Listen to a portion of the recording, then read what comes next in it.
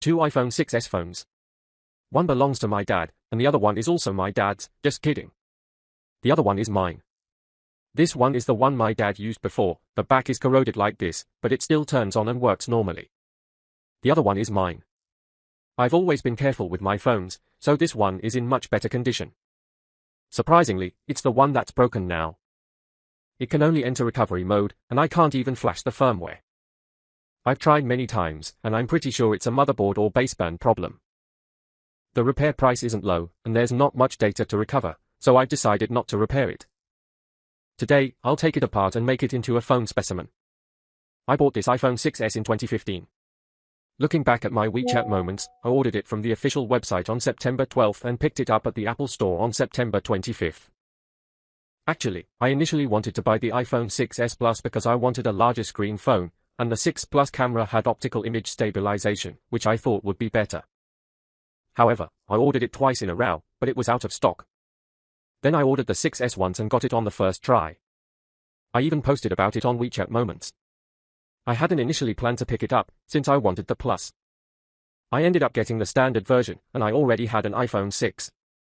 But then I thought about the 6s, the RAM had increased from 1GB to 2GB, the camera was upgraded to 12MP, and there was the then new 3D Touch.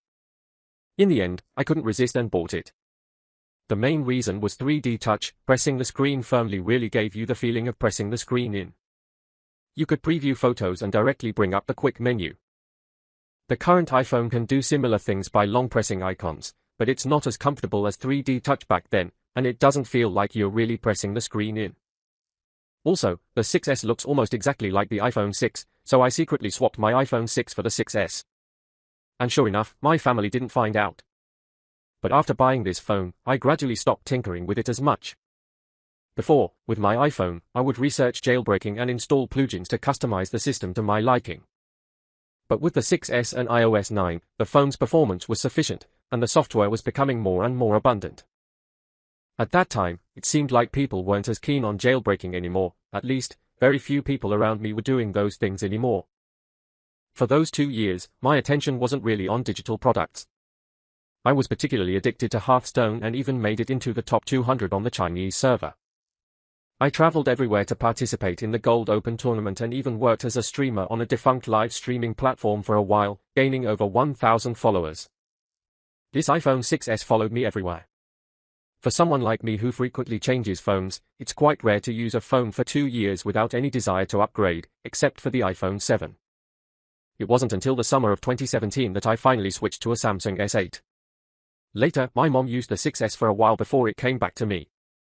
When I first got it, it was actually working fine, but after sitting in a drawer, it completely stopped turning on.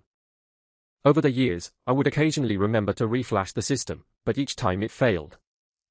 I kept trying until this year when I finally realized it was beyond repair, so I stopped trying and put the disassembled parts one by one into this specimen frame, screen, motherboard, camera, speaker, vibration motor, and all the various gaskets inside the phone.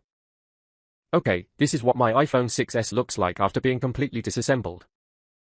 I secretly swapped my iPhone 6 for this one back then, and my family never noticed.